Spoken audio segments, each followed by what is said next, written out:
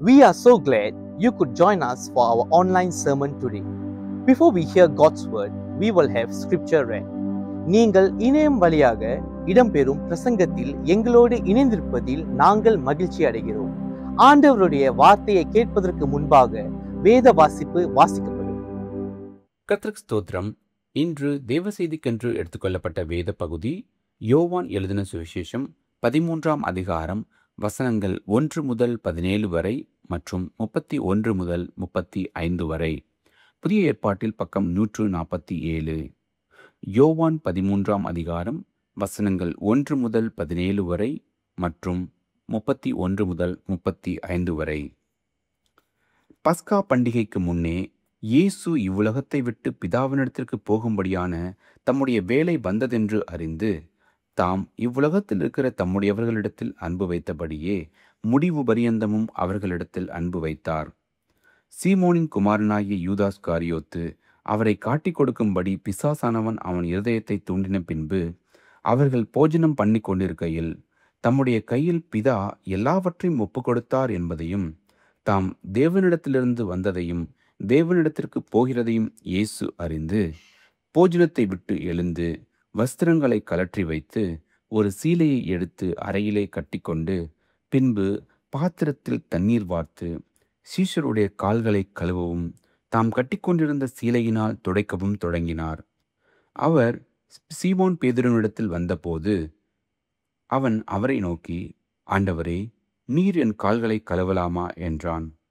இயேசு அவனுக்கு பிரதியுத்தரமாக, நான் செய்கிறது இன்னதென்று இப்பொழுது நீ அறியாய், இனிமேல் அறிவாய் என்றார். பேதுரு அவரை நோக்கி, நீர் ஒரு காலும் என் கால்களை கழுவப்படாது என்றான். இயேசு அவனுக்கு பிரதியுத்தரமாக, நான் உன்னை கழுவாவிட்டால் என்னிடத்தில் உனக்கு பங்கில்லை என்றார். அதற்கு சீமோன் பேதுரு, ஆண்டவரே, என் கால்களை மாத்திரமல்ல, என் கைகளையும் என் தலையையும் கூட கழுவ வேண்டும் என்றான். இயேசு அவனை நோக்கி, முழுகினவன் தன் கால்களை மாத்திரம் கழுவ வேண்டியதாயிருக்கும், மற்றபடி அவன் முழுவதும் சுத்தமாயிருக்கிறான். நீங்களும் சுத்தமாயிருக்கிறீர்கள், ஆகிலும் எல்லோரும் அல்ல என்றார். தம்மை காட்டிக் கொடுக்கிறவனை அவர் அறிந்தபடியினால் நீங்கள் எல்லாரும் சுத்தமுள்ளவர்கள் அல்ல என்றார். அவர்களுடைய கால்களை அவர் கழுவின பின்பு தம்முடைய வஸ்திரங்களை தரித்து கொண்டு திரும்ப உட்கார்ந்து அவர்களை நோக்கி, நான் உங்களுக்கு செய்ததை அறிந்திருக்கிறீர்களா? நீங்கள் என்னை போதகர் என்றும் ஆண்டவர் என்றும் சொல்லுகிறீர்கள். நீங்கள் சொல்லுகிறது சரியே, நான் அவர்தான். ஆண்டவரும் போதகருமாகிய நானே உங்கள் கால்களை கழுவினது உண்டானால் நீங்களும் ஒருவருடைய கால்களை ஒருவர் கழுவ கடவீர்கள். நான் உங்களுக்கு செய்தது போல நீங்களும் செய்யும்படி உங்களுக்கு மாதிரியை காண்பித்தேன். மெய்யாகவே மெய்யாகவே நான் உங்களுக்கு சொல்லுகிறேன், ஊழியக்காரன் தன் எஜமானிலும் பெரியவன் அல்ல, அனுப்பப்பட்டவன் தன்னை அனுப்பினவரிலும் பெரியவன் அல்ல. நீங்கள் இவைகளை அறிந்திருக்கிறபடியினால் இவைகளை செய்வீர்களானால் பாக்கியவான்களாயிருப்பீர்கள். வசனம் 31. அவன் புறப்பட்டு போன பின்பு இயேசு, இப்பொழுது மனுஷகுமாரன் மகிமைப்படுகிறார், தேவனும் அவரில் மகிமைப்படுகிறார். தேவன் அவரில் மகிமைப்பட்டிருந்தால் தேவன் அவரை தம்மில் மகிமைப்படுத்துவார், சீக்கிரமாய் அவரை மகிமைப்படுத்துவார். பிள்ளைகளே, இன்னும் கொஞ்ச காலம் நான் உங்களுடனே கூட இருப்பேன். நீங்கள் என்னை தேடுவீர்கள். ஆனாலும் நான் போகிற இடத்திற்கு நீங்கள் வரக்கூடாதென்று நான் யூதரோடே சொன்னது போல இப்பொழுது உங்களோடும் சொல்லுகிறேன். நீங்கள் ஒருவரில் ஒருவர் அன்பாயிருங்கள். நான் உங்களில் அன்பாயிருந்தது போல நீங்களும் ஒருவரில் ஒருவர் அன்பாயிருங்கள் என்கிற புதிதான கட்டளையை உங்களுக்கு கொடுக்கிறேன். நீங்கள் ஒருவரில் ஒருவர் அன்புள்ளவர்களாயிருந்தால் அதனால் நீங்கள் என்னுடைய சீசர்கள் என்று எல்லாரும் அறிந்து கொள்ளுவார்கள் என்றார். ஆமேன். இது தேவனுடைய வசனம். நாம் யாவரும் சேர்ந்து சொல்வோம், தேவனுக்கு ஸ்தோத்திரம். சகோதர சகோதரிகளே, வாருங்கள் நாம் தலை வணங்கி கூட இந்த நேரத்தை ஆண்டவரிடத்தில் ஒப்பு கொடுப்போமாக. கண்களை மூடி நம் உள்ளத்தை திறந்து ஆண்டவரிடத்தில் ஆண்டவரோட வார்த்தை நம்மை மத்தியில் கிரிகை செய்யவும் நன்மை செய்யவும் நம் உள்ளங்களை திறந்து ஆண்டவரிடத்தில் ஒப்பு கொடுப்போமாக. ஆண்டவரே, இந்த பரிசுத்த வாரத்தில் கூட ஆண்டவரே உங்கள் வார்த்தை மூலமாக நீர் எங்களை சந்திக்கும்போது கூட நாங்கள் ஜெபிக்கிறோம். எங்களோட ஜீவியத்தை நாங்கள் அர்ப்பணம் செய்கிறோம் ஆண்டவரே. உங்கள் சித்தம் பிரகாரம் எங்களோட வாழ்க்கையை நீர் வழிநடத்தும் கூட எங்களை உருவாக்கும்படி கூட நாங்கள் ஜெபிக்கிறோம் ஆண்டவரே. எங்களுக்காக இயேசு கிறிஸ்து சிலுவையில் மரித்து உயிர்த்தெழுந்து எங்களுக்கு புதிய ஜீவனை கொடுக்கிறார். அது உமது சித்தம் பிரகாரம் நாங்கள் வாழவும் உமக்காக நாங்கள் ஜீவிக்கவும் சேவை செய்யவும் தொடர்ந்து எங்களை பலப்படுத்தும், எங்களை வழிநடத்தும் உமது ஆவியார் மூலமாக. இதை அனைத்தும் இயேசு கிறிஸ்து நாமத்தில் ஜெபிக்கிறோம் ஜெயலலிதா பிதாவே, ஆமென். இந்த நாளில் பிரசங்கத்தின் தலைப்பு கூட, the title of today's message is loving one another as Jesus loved. இயேசு அன்பாய் இருந்தது போல ஒருவருக்கு ஒருவர் அன்பாய் இருங்கள் என்று தலைப்பில் கூட பிரசங்கம் இருக்கிறது. இதனால் நீங்கள் யோவான் 13வது அதிகாரம் வசனம் 1-17 வரையும், பின்பு 31 35 வரையும் வாசிப்பதை நீங்கள் கேட்டீர்கள். இயேசு போலாக நேசிங்கள் என்று அங்கே சொல்லப்பட்டிருக்கு. இது the verses that you heard read from John chapter 13 verses 1-17 and from 31 to 35 says that we are to love one another as Jesus loved. இயேசு நேசித்து போவதாக ஒருவரை ஒருவர் நாம் நேசிக்க வேண்டும் என்று, அன்பாயிருக்க வேண்டும் என்று அங்கே இயேசு எடுத்து உரைக்கிறார். அதோட அர்த்தம் என்ற ஒருவரை ஒருவர் இயேசு போலாக நேசிப்பது. What does it mean to love as Jesus loved? இதை நாம் நன்றாக புரிந்து கொள்ளணும் என்றால் அந்த வசனங்கள் சொல்லப்பட்ட காரியங்கள் நம்ம கொஞ்சம் ஆராய்ந்து பார்க்க முக்கியமாக இருக்கிறது. We need to look at those passage and see what was Jesus telling us when he said, or rather when he commanded us to love as he loved. அவர் நேசிப்பது போலாக நம்மை நேசிக்கணும் என்ற கட்டளை அங்கே கொடுத்திருக்கார். அவர் கொடுக்கிற உதாரணத்தை கூட நம் ஆராய்ந்து பார்ப்போமாக. அந்த சம்பவத்தில் இயேசு மேல் அறையில் அவரோட சீஷர்களுக்கு கூட இருக்கிறார். Jesus is in the upper room with his disciples and it's the last night before he is betrayed and crucified. அவர் காட்டி கொடுக்கப்படுகிற இரவுக்கு முன்பாக அது கடைசி இரவாக இருக்கிறது. அவர் சிலுவைக்கு மரணம் அடைகிற அந்த நாட்களுக்கு முன்பாக அது கடைசி இரவாக இருக்கிறது.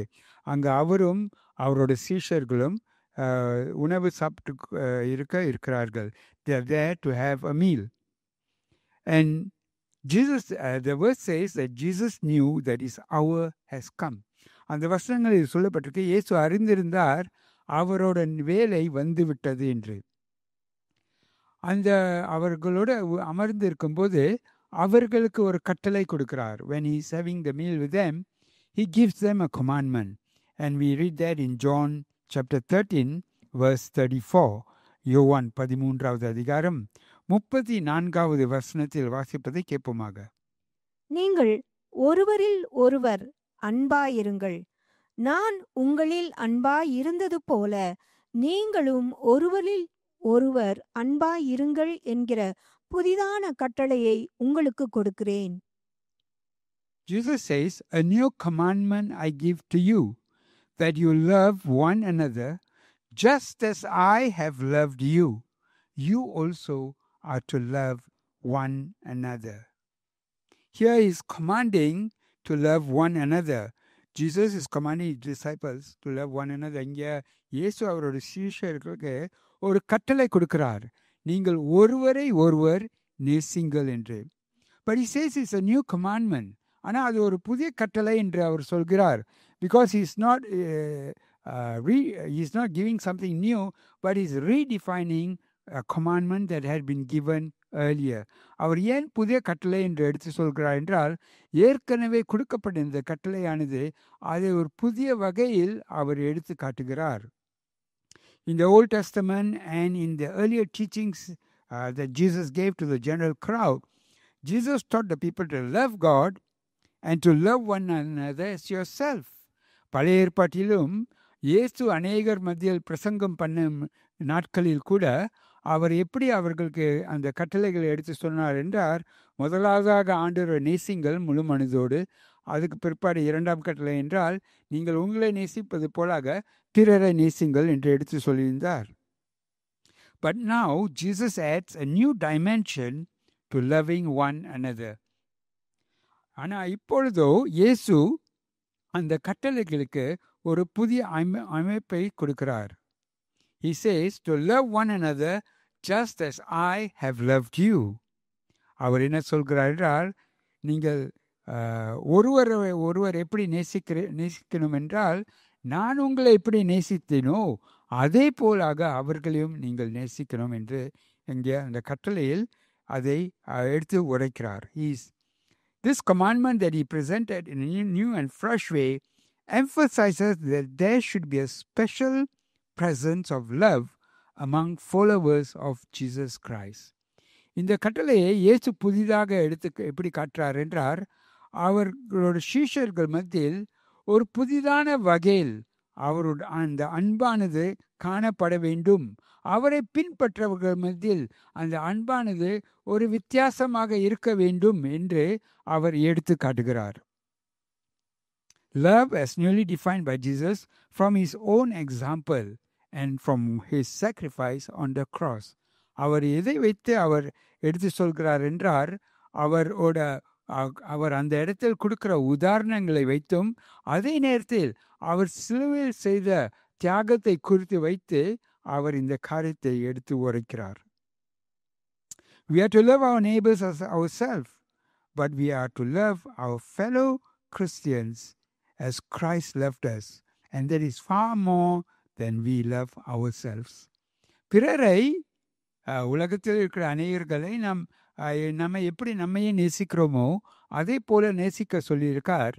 ஆனால் அவரை பின்பற்றவர்கள் விசுவாசிகள் மத்தியில் அவர்கள் எப்படி ஒருவரை ஒருவர் நேசிக்கணும் என்றால், அவர் எப்படி நேசித்தாரோ அப்படியாக அவர்கள் நேசிக்கப்பட வேண்டும் என்று அவர் எடுத்து காட்டுகிறார். அவர் என்ன எடுத்து சொல்றார் என்றால், நீங்கள் உங்களை விட அதிகமாக அவர்களை நேசிக்க வேண்டும் என்று. So what he's saying there actually is, you have to love one another more than the way that you love yourself. You have to love them like how Christ loves you. எப்படி இயேசு உங்களை நேசிக்கிறாரோ அதே போலாக அவர்களை நேசிக்கணும் என்று. And when he says Jesus love as he loved, there are 2 points that I want to bring to your attention now. இயேசு அவர் போலாக நேசிக்கணும் என்று சொல்ற அந்த அதில் 2 கருத்துகள் அடங்கி இருக்கிறது. அதை குறித்து நான் உங்கள் இடத்தில் பகிர்ந்து கொள்ள விரும்புகிறேன். To help us so that we need to understand this so that it will help us to love others as Jesus loved. இதை ஏன் நாம் புரிந்து கொள்ள வேண்டும் என்றால், அதை நாம் புரிந்து கொள்ளும் போது பிறரை எப்படி இயேசு அவர்களை நேசித்தாரோ அதே வகையில் கூட நாம் அவர்களை நேசிக்கக்கூடும். And the 2 things that are in there are humility and sacrifice. அதில் என்ன 2 காரியங்கள் அடங்கியது என்றால், கீழ்ப்படிதலும் தியாகமும். The first thing is Jesus humbled himself. இயேசு தன்னை தாமே தாழ்த்தி கொண்டார். The disciples and Jesus had gathered in the upper room for a meal. அவர்கள் அங்கே கூடியிருந்தார்கள். அங்கே அநேகர் காரியங்கள் இயேசு அவர்கள் மத்தியில் எடுத்து பேச மட்டுமல்ல, அங்கே ராஜ பூஜனை பண்ண அவர்கள் கூடியிருந்தார்கள். It was customary that the lowest servant of the house would then wash the feet of the guests as they came into the house, especially for a formal dinner like this. அவங்களோட காலங்களில் ஒருத்தர் ஒரு விருந்தாளி வீட்டுக்கு வரும்போது, உணவுக்காக ஒரு பந்திக்கு வரும்போது, அங்கே அந்த வீட்டில் உள்ள ஆக குறைவான உள்ள வேலைக்காரர் என்ன செய்வார் என்றால், அநேகரோட கால்களை கழுவுவார். It is the practice that the lowest servant in the house will wash the feet of every one of the guests who is there. This is because they have walked around, and in those days they walk around in sandals, and the sandals would have mud and sand and dust, and so their feet would not be clean. ஏன் அவர்கள் அப்படி செய்கிறார்கள் என்றால், அவர்கள் இருந்த அந்த நாட்களில் அங்கு அவர்கள் போட்டிருந்த கால் செருப்புகள் அநேக தூசி, அதில் சேறு, மண் மற்றதெல்லாம் இருக்கும். அவர்களோட கால்கள் கூட சேராவும் மண் உள்ளதாகவும் கூட இருக்கும். And sometimes there's an odor, a smell in their feet, and it will be sticking out when they sit on the floor. அவர்கள் அமர்ந்திருக்கிற மேஜை போல அவர்கள் அமரவில்லை, அவர்கள் கீழே அமர்ந்திருப்பார்கள். அதனால் அவர்கள் கால்களை காணக்கூடும். அவர்கள் அதே நேரத்தில் அந்த சேறு, இந்த மண் எல்லாம் கூட சில நேரங்களில் வாடை கொடுக்கக்கூடும். So it was customary for the servant to wash the feet of the guests before the meal. அதனால் அந்த வேலைக்காரன் சேவகன் என்ன செய்வான் என்றால் அவர்களோட கால்களை கழுவி அதுக்கு பிற்பாடு தான் அந்த உணவு பரிமாறப்படும். However, there were no servants or slaves in this room. ஆனால் இந்த அறையிலோ எந்த சேவகனோ வேலைக்காரனோ அல்ல. And so one of the disciples should have then undertaken the task to wash the feet of all.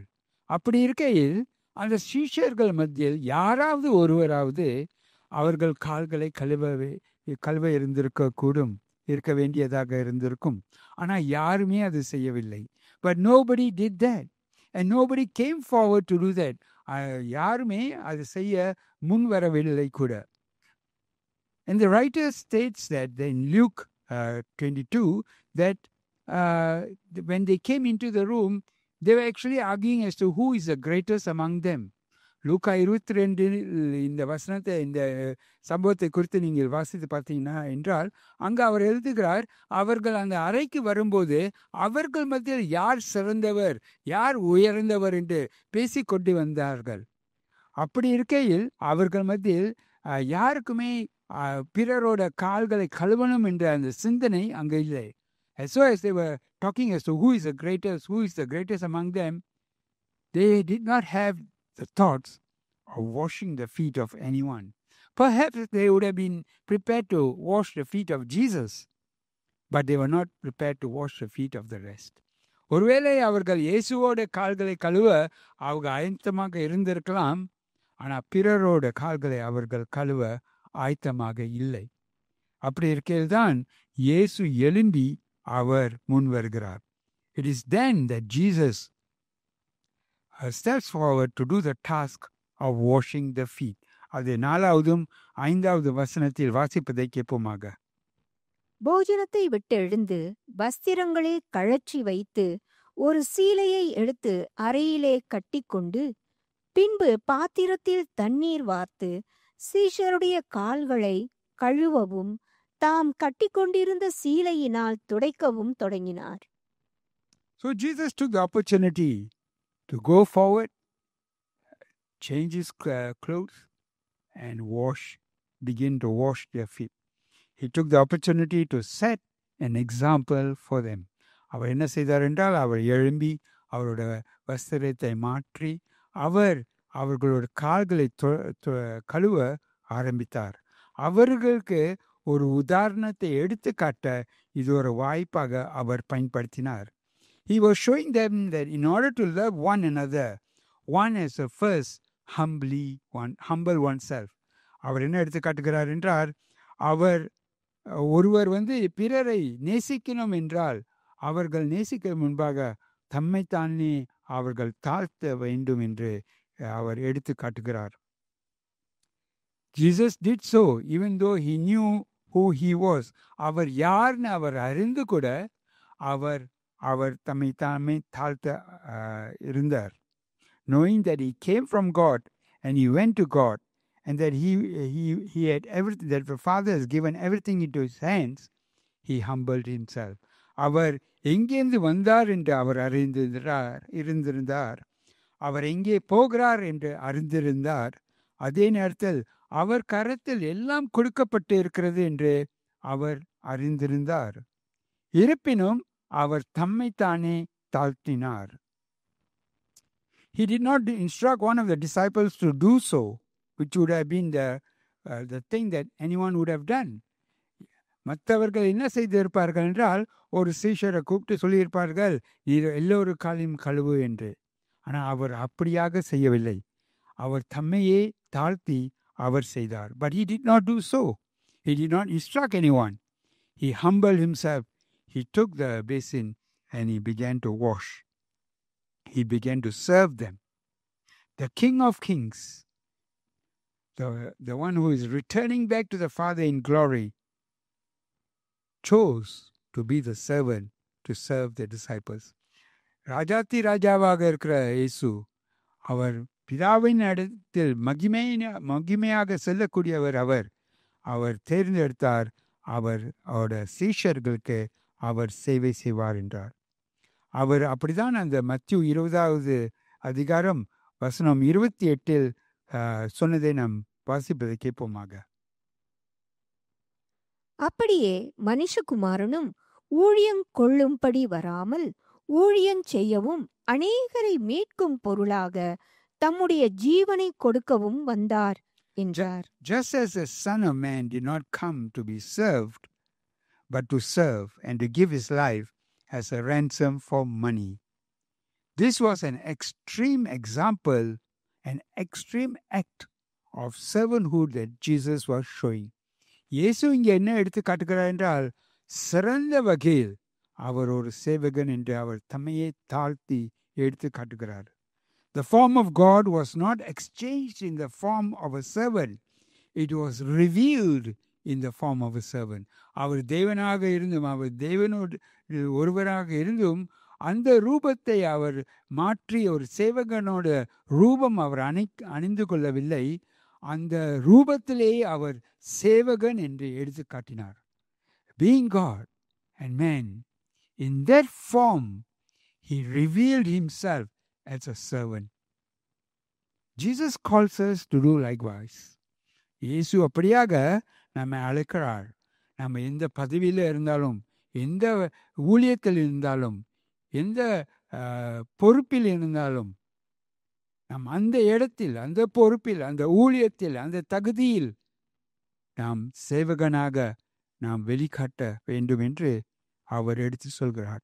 Jesus says that in whatever position we are in, whatever rank we may in, whatever authority we hold, in that situation, in that position, in that authority, we should reveal ourselves as a servant. இரண்டாவது காரியம் அவர் என்ன எடுத்து காட்டுகிறார் என்றால், அவர் தியாகம் செய்கிறார். The second thing that Jesus reveals when he says you have to love one another as him, he's talking about his sacrifice that he's making.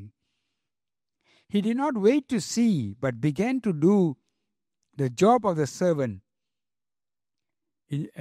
when it became available. அவர் காத்து இருக்கவில்லை. யாரு போய் அந்த கால்களை கழுவுற ஊழியத்தை செய்வார்கள் என்று அவர் காத்திருக்கவில்லை. அவர் உடனே எழும்பி அவர் அந்த காரியத்தை, அந்த தியாகத்தை அவர் செய்தார். He began to wash the disciples' feet. அவர் அங்கே யாரும் இல்லை என்று கண்டவுடன் அவர் எழும்பி அவர்களோட கால்களை அவர் கழுவினார். At this critical moment, in that evening, Jesus knew that he is going to be betrayed, that he will be tortured on the cross. And even then, he did not think about it himself. அந்த நேரத்தில் அவரோட சீஷர்கள் இருக்கும் மத்தியில் அவர் அறிந்திருக்கார் அந்த இரவில் அவர் காட்டி கொடுக்கப்படுவார் என்று. அவர் தண்டனைக்குள் சென்று அநேக உபத்திரத்துக்குள் கடந்து செல்வார் என்று அவர் அறிந்திருக்கார். வேதனை கொள்வார் என்று அறிந்திருக்கார். சிலுவையில் மரணம் அடைவார் என்று அறிந்திருக்கார். இருப்பினும் அவர் அவரோட நிலைமையை குறித்து அவர் சிந்திக்கவில்லை. அவர் அவரோட சீஷரை குறித்து தான் சிந்தித்தார். He was not thinking about himself. He was then thinking more about his disciples. And therefore the verse says, verse says, he loved them to the end. In John 13 verse 1, let us hear that being read. 13வது அதிகாரம் வசனம் 1 வாசிப்பதை கேட்போமாக. பஸ்கா பண்டிகைக்கு முன்னே இயேசு இவ்வுலகத்தை விட்டு பிதாவினிடத்திற்கு போகும்படியான தம்முடைய வேளை வந்ததென்று அறிந்து தாம் இவ்வுலகத்தில் இருக்கிற தம்முடையவர்களிடத்தில் அன்பு வைத்தபடியே முடிவு பரியந்தமும் அவர்களிடத்தில் அன்பு வைத்தார். In this verse, it says, now before the feast of the Passover, when Jesus knew that his hour had come to depart out of this world to the Father, having loved his own who were in the world, he loved them to the end. கடைசி வரைக்கும் அவர்களை நேசித்தார் என்று எடுத்து காட்டுகிறார்.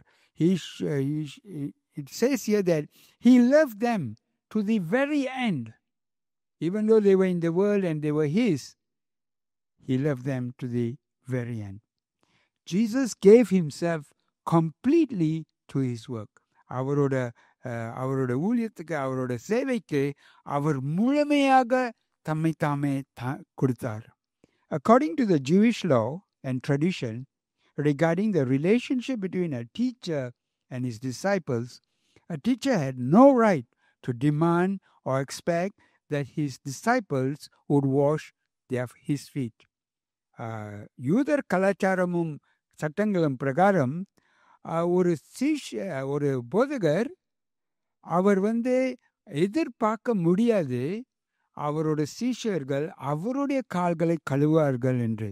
அவருக்கு அந்த உரிமை இல்லை, அவர் அதை கேட்கவும் முடியாது. அதை விட இன்னும் நினைத்து கொள்ள முடியாத ஒரு நிலைமை எப்படி என்றால், அந்த போதகர் அவருடைய சீஷர்களை கால்களை கழுவுறது. It is absolutely unthinkable in those days that the master would wash his disciples' feet. As I mentioned earlier, as the disciples came into the room in the early part of the day, they were actually talking about who is greatest among them. நான் ஏற்கனவே சொன்ன பிரகாரம் அவர்கள் எல்லாம் அந்த அறைக்கு வரும்போது அந்த சீஷர்கள் என்ன பேசிக்கொண்டிருந்தார்கள் என்றால், அவர்கள் மத்தியில் யார் சிறந்தவர், உயர்ந்தவர் என்று.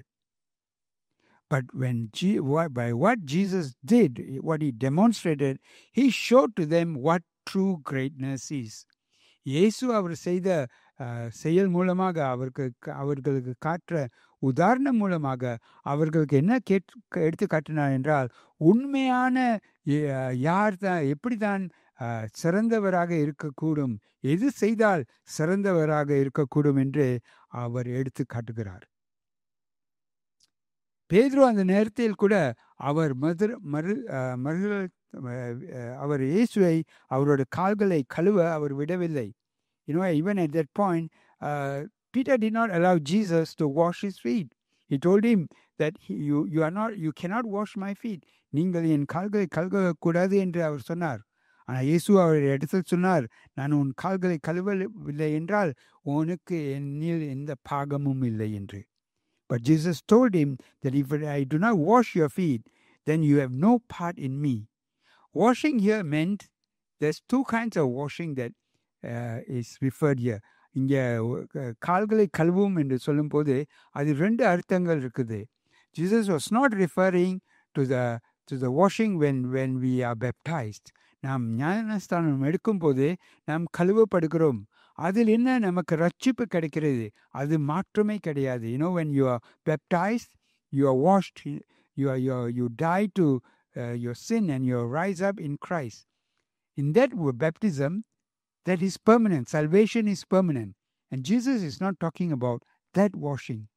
What he is talking about, as the disciples walk about every day in the countryside, their feet get dirty because of the dust and the dirt and the mud. And so, therefore, their feet need to be washed. அவர்கள் அனுதினமும் எங்க பார்த்தாலும் நடந்து போகிறதுனால அவர்கள் குளித்திருந்தாலும் அவர்களோட கால்கள் அழுக்காக இருக்கும். ஏனென்றால் அங்கு சேரும் மண்ணும் இருப்பதனால் அவர் அந்த கால்களை அப்படி கழுவுவதை குறித்து எடுத்து சொல்கிறார். He is talking about that washing. And what it really means is that when we live in this world, we are living in a fallen world. And there are times when we fall into sin. And so Jesus is talking about a daily washing that we need to do. இயேசு இங்கே எந்த உதாரணத்தை எடுத்து காட்டுகிறார் என்றால், நாம் இந்த உலகத்தில் உலர்ந்த உலகத்தில் வாழும்போது அநேக காரியங்களில் பாவங்களில் சில நேரங்களில் நாங்கள் தப்பு செய்து பாவம் செய்து விடுகிறோம். அதில் தான் நம் ஆண்டவர் இடத்தில் வந்து நாம் மீண்டுமாக பட வேண்டும் என்று அங்கே எடுத்து காட்டுகிறார். ஆனால் நம்மளுடைய நிரந்தர ரட்சிப்பு நம்மில் இருக்கிறது. பட் அவர் salvation is permanent. But because of the daily sins that that may occur in our lives, we are to seek that washing, and that is the meaning that Jesus is giving here. And so he says, you are clean, but you just need to get your feet washed. அவர் சொல்றார், நீ சுத்தமாக இருக்கிறாய், ஆனால் உன் கால்களை மட்டும் கழுவுவது அவசியமாக இருக்கிறது. This foot washing was a powerful lesson in humility, but it was more than that. It showed that Jesus has no fellowship, no deep connection with those who are not cleansed by him. இந்த கால்கள் கழுவுற இந்த சம்பவம் இயேசு எடுத்து காட்டினது தாழ்மையாக இருக்கக்கூடிய அந்த நிலைமைக்கு ஒரு உதாரணமாக இருக்கிறது. ஆனால் இருப்பினும் அதுக்கு மேலாக அவர் என்ன எடுத்து காட்டுகிறார் என்றால், அவர் நம்முடைய கால்களை அவர் நம்மை சுத்தப்படுத்தவில்லை என்றால் நம்மில் அவருக்குள் எந்த பாகமும் எந்த சொந்தமும் அவருக்குள் இல்லை என்று எடுத்து காட்டுகிறார். Jesus commanded that we should love one another as he did and follow his examples of serving. இந்த மூலமாக, இந்த உதாரணம் மூலமாக இயேசு என்ன எடுத்து காட்டுகிறார் என்றால், நாம் ஒருவரை நேசிக்கணும். அதே நேரத்தில் ஒவ்வொருவருக்கு ஒருவர் சேவை நம்மை தாழ்த்தி நாம் சேவை செய்யணும், நம்ம ஊழியம் செய்ய வேண்டும் என்று எடுத்து காட்டுகிறார். இது வந்து கட்டளையாக நமக்கு கொடுத்திருக்கார். These are commandments that Jesus has given us. But even though it is commandments, Jesus say there's benefits in it for us. அது நமக்கு கட்டளையாக அவர் கொடுத்தாலும் அதில் அவர் சொல்றாரு நமக்கு நன்மை இருக்கிறது என்று. 17வது வசனத்தில் சொல்றார், நீங்கள் இதை செய்தீர்கள் என்றால் நீங்கள் ஆசீர்வதிக்கப்படுவீர்கள். In verse 17 he says, if you know these things and you do them, you will be blessed. இதை நீங்க அறிந்து இது பிரகாரம் நீங்கள் செய்தீர்கள் என்றால் நீங்கள் ஆசீர்வதிக்கப்படுவீர்கள் என்று அவர் எடுத்து சொல்கிறார். And in verse 35 he says, by this everyone will know that you are my disciples. அவர் சொல்கிறார், நாம் இப்படியாக நம்ம வாழும் போது பிறர் அறிந்து கொள்வார்கள் நாம் அவருடைய சீஷர்களாக இருக்கிறோம் என்று அறிந்து கொள்வார்கள் என்று. And so Jesus said that love would be the identifying mark of his disciples. இங்கே இயேசு என்ன எடுத்து சொல்கிறார் என்றால், அவரோட சீஷர்களுக்கு அவர்களுடைய சின்னம் என்ன என்றால், அது என்ன உதாரணமாக இருக்கும் என்றால், அன்புதான் அவர்கள் வாழ்க்கையில் ஒரு உதாரணமாக இருக்கும் என்று அவர் எடுத்து காட்டுகிறார். How do we then love as Jesus did? அப்படி இருக்கையில் நாம் எப்படி இயேசுவை நேசித்து போல இருக்க வேண்டும்? We as believers are commanded to love one another as Jesus did. இயேசுவானவர் நமக்கு கட்டளை கொடுத்திருக்கார், ஒருவர் அவர் போலாக நேசிக்கும்படி. But in order to do so, we would need to serve as a humble, servant-like, self-denying disciples of Christians.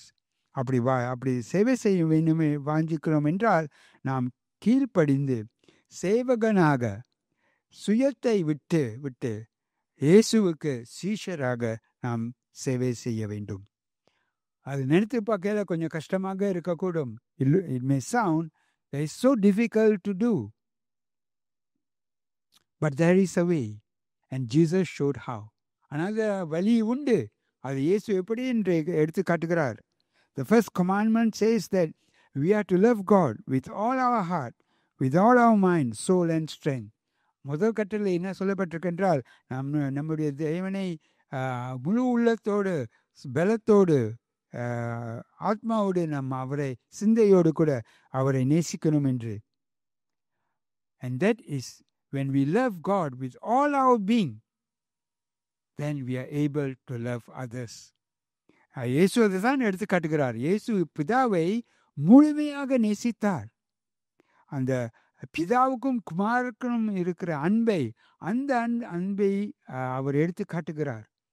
And so when we love God with all our being, then God enables us to be able to love others as Jesus did. நாம் ஆண்டவரை முழுமையாக நாம் நேசிக்கும் போது பிறரை இயேசு போலாக நேசிக்க ஆண்டவர் நமக்கு உதவி செய்வார். And so, as I close, I want to say that how would you respond to a call to love one another as Jesus did? இந்த நேரத்துக்கு கூட உங்களை கேட்க வேண்டிய ஒரு கேள்வி என்னவென்றால், நீங்கள் எப்படியாக இயேசு கொடுத்த கட்டளைக்கு நீங்கள் பிறரை ஒருவரை ஒருவர் இயேசு நேசித்தது போலாக நேசிக்கணும் சொன்ன அந்த கட்டளைக்கு உங்களோட மறுமொழி எப்படியாக இருக்கும்? To humble ourselves in the various roles and positions we hold. நம்ம அநேக பொறுப்பில் இருக்கலாம், அநேக அதிகாரத்துக்குள் இருக்கலாம், அதில் நாம் தாழ்த்தி வர நம் முடிவு எடுக்கணும். To be self-denying, thinking of others first. நம்ம சுயத்தை மறந்து பிறரை முதலாவதாக வைக்க நாம் வேண்டும். We only love one another because Jesus loved us first. நாம் ஏன் ஒருவரை நேசிக்கிறோம் என்றால் முதலாவதாக இயேசு நம்மை நேசித்தார். When we do what he commands, others will notice that we are his disciples. நாம் அவர் சொன்னதை நாம் செய்யும் போது பிறர் நாம் அவருடைய சீஷர்களாக இருக்கிறோம் என்று அறிந்து கொள்வார்கள். And we can do that with the help of God. ஆண்டவரோட உதவினால் நாம் அதை செய்யக்கூடும். அதுதான் இயேசு சொன்னார். யோவான் 14வது அதிகாரத்தில் 21வது வசனத்தை வாசிப்பதை கேட்போமாக. என் கற்பனைகளை பெற்றுக்கொண்டு அவைகளை கை கொள்ளுகிறவன் எவனோ என்னிடத்தில் அன்பாயிருக்கிறான். என்னிடத்தில் அன்பாயிருக்கிறவன் என் பிதாவுக்கு அன்பாயிருப்பான். நானும் அவனில் அன்பாயிருந்து அவனுக்கு என்னை வெளிப்படுத்துவேன் என்றார். Amen. நம் ஆண்டவர் மேல் அன்பாய் இருக்கும் போது இயேசு சொல்கிறார், நான் என்னை அவர் இடத்தில் வெளிப்படுத்துவேன் என்று. அந்த அன்பில் நாம் கடந்து செல்வோம். இந்த பரிசுத்த வாரத்தில் கூட நம்முடைய வாழ்க்கையை ஆராய்ந்து பார்த்து ஆண்டவர் இடத்தில் நம்ம வாழ்க்கையை ஒப்பு கொடுப்போமாக. இயேசு நேசித்தது போலாக நாம் ஒருவரை ஒருவர் நேசிக்க ஒரு முடிவு எடுப்போமாக. நம்முடைய சிந்தையை நம்ம ஆராய்ந்து பார்த்து நம்ம ஆண்டவர் இடத்தில் தேவையான உதவியை நாடுவோமாக. ஜெபம் பண்ணுவோம். ஆண்டவரே, இந்த நாளில் மேலையறையில் இயேசு கொடுத்த அந்த உதாரணத்தை வைத்து நீர் எங்களுக்கு வெளிப்படுத்தின காரியங்களுக்காக நன்றி செலுத்துகிறோம். ஆண்டவரே, இது எங்களால் செய்ய முடியாது. ஆனால் ஆண்டவரே, உமது உதவினால் நாங்கள் இதை செய்யக்கூடும். ஆண்டவரே, ஆவியானவரின் உதவியை நாங்கள் நாடுகிறோம். எங்களோட வாழ்க்கையை நாங்கள் எங்களையே தாழ்த்தி நான் பிறருக்கு உம்முடைய அன்பை வெளிப்படுத்த எங்களுக்கு உதவி செய்யும். ஆண்டவரை நாங்கள் முழுமையாக முழு மனதோடு நாங்கள் நேசிக்க, இன்னும் அதிகமாக நேசிக்க எங்கள் ஒவ்வொருவரையும் வழிநடத்தும். நான் கொடுத்த வார்த்தைகளுக்காக நன்றி. தொடர்ந்து வரும் நாட்களில் ஆண்டவரே இந்த சகோதரிகளை பலப்படுத்தும். அந்த பரிசுத்த வார்த்தையில் கூட ஆண்டவரே அவர்கள் முன்பாக வரும்போது ஆண்டவரே அவர்கள் வாழ்க்கையில் ஒரு புத்தல் இருக்க நீர் வழி நடத்தும். பலனடைய ஆசீர்வதியும். உம்மில் இன்னும் சிறந்தவைகள் ஜீவிக்க இவர்களுக்கு உதவி செய்யும். இதை அனைத்தும் இயேசு கிறிஸ்து நாமத்தில் ஜெபிக்கிறேன் எங்கள் ஜீவனுள்ள பிதாவே. ஆமென். We hope you have been blessed by the word of God today. If you have any questions after hearing the sermon today, or you need someone to talk to, please contact our church office. We would like you to know that you are not alone and that we as a church are willing to journey with you. We hope to be a safe space where you can grow in Christ as a person. We hope you have a great week.